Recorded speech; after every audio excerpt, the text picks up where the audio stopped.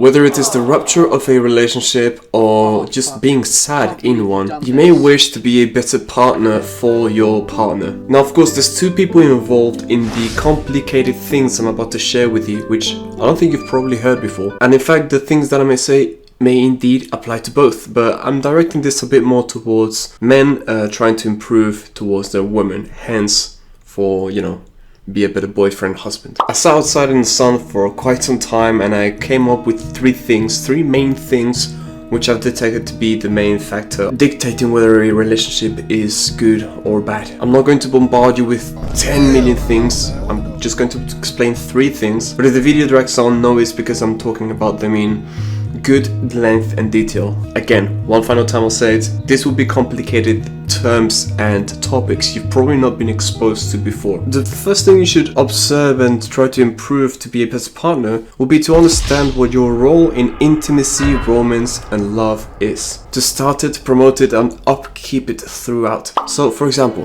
walking in public, holding her hand, not stopping to hold it because it's been 3 months since you started dating, it's just like, oh whatever, not doing it because it's, I don't know, only been 2 weeks and you don't want to be weird. No, just, it's your intimate other person. Be intimate with them. It doesn't mean make out tongue in public, no, but holding the hand is something beautiful. Be flirtatious with them. Look into the eyes, tell them they're beautiful. Smile at them after a quiet moment of silence. And every now and then write letters or poems to them. You feel inspired, you appreciate them because you're in a relationship with them. Let it out, let it be shown. I had a girlfriend, well, I'm always like this, right? I always like to be kind of poetic, whatever, sweet words, whatever, words of affection are my thing. But this one anecdote that I have was, I was with a girlfriend and some words that I told her that I felt in that moment were so, I don't know, potent to her that she literally wrote them down, cropped it and put it on her window. I thought, wow, that's the most cute thing ever.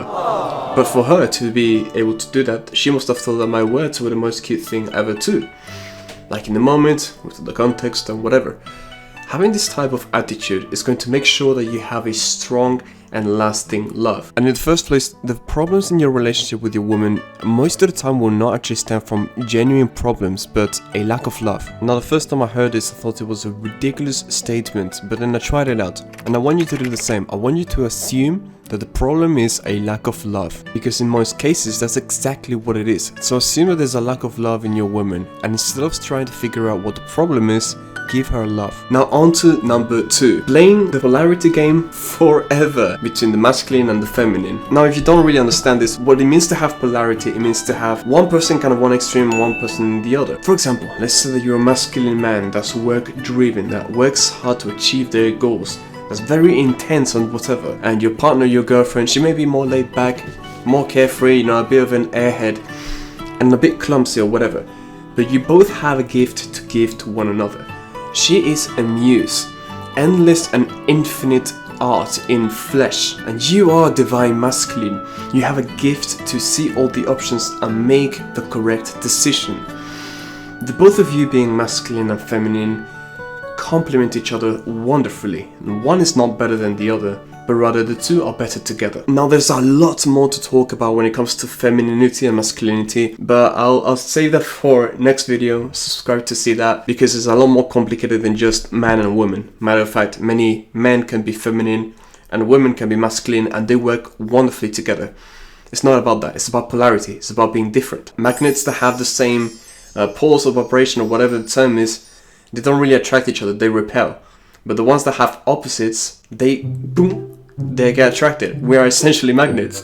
But to play the polarity game in your relationship forever, you need to understand what it means to be a full man. If this is you, well, this video kind of addresses this. If you'd like to see the other side, let me know. And the reason that I point this out is because many people become lazy. They feel like they have no longer they need to show off, they already have a partner, so they don't have to like be as masculine or sweep them off their feet to gain them because they've already gained them.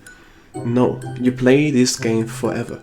Not only to maintain and upkeep peace and love in your relationship, but because if you are masculine at the core, you enjoy being this way more anyway, right? You enjoy taking your ass to the gym, running in the cold weather, doing these things that are intense, that push you to your limits.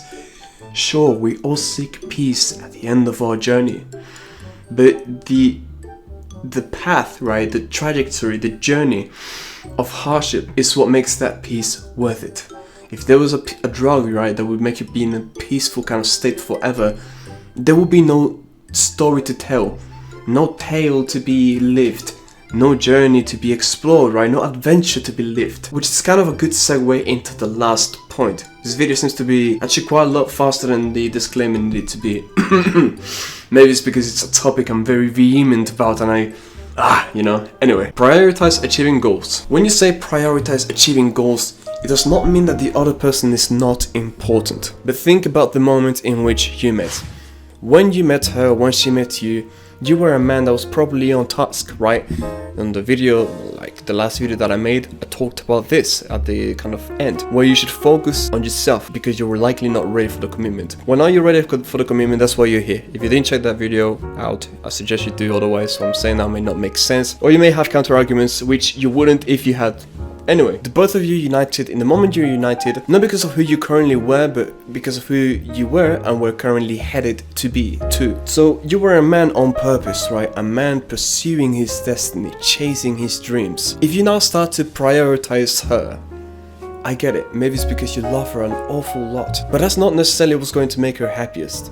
She chose you because of who you are without her and where you were headed. You must follow the trajectory of the heart of the man with whom she fell in love with. But your priority and your deepest life purpose remains the same. And let's be honest, if we gave you like a thought experiment right now, you will probably have a surprising realization. If you had to choose between the perfect relationship or achieving your goals, which one would you pick? For most men, it will be achieving their goals, right? Like the toughest goals, dreams, whatever. And often at times this can be a very relieving thought because it will make you realize that indeed the woman is not what's the most important to me, but rather to be a man that achieves his goals are. Therefore, now that I am in this relationship, that matter, that fact should not change because me alone, in essence, in the deepest parts of my soul, what I want most is to achieve my goals and dreams. And this will provoke of you to become a more full man, a more free man, a man which she will love. Which is actually the last part of this last part, which is this type of masculinity is attractive. It's kind of corny or whatever, but yeah, I've had it with my own real life, like where I was in a relationship or whatever, and I felt the girls lose feelings because I was too what's the word? Like needy, right?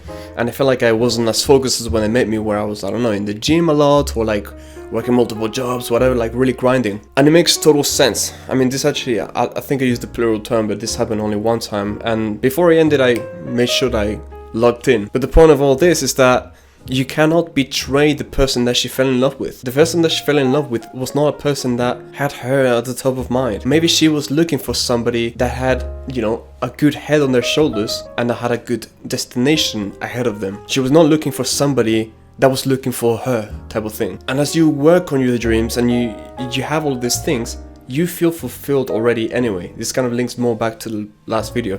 You already feel more fulfilled. So it's not like you feel a scarcity in, oh, but I want to spend more time with her, whatever. Yes, of course. Similarly, you would like to spend hours watching anime or YouTube, right? Eating chocolates, but you understand that that's wrong. But you may not understand that spending excessive hours with your partner when you have things to do is also wrong for the both of you. If you need to play this twice, do it, because I think I spoke a little too quick. But I hope you enjoyed the video, and again, I'm gonna be talking about the difference between masculinity, femininity, and males and females, because it's not the same, and the whole polarity thing is a very in-depth and more niche and esoteric that people realize. So yeah, I'm gonna be talking about relationships and all this a little bit more. If you like it, sub or let me know. Start to be 1% better every day, and much love.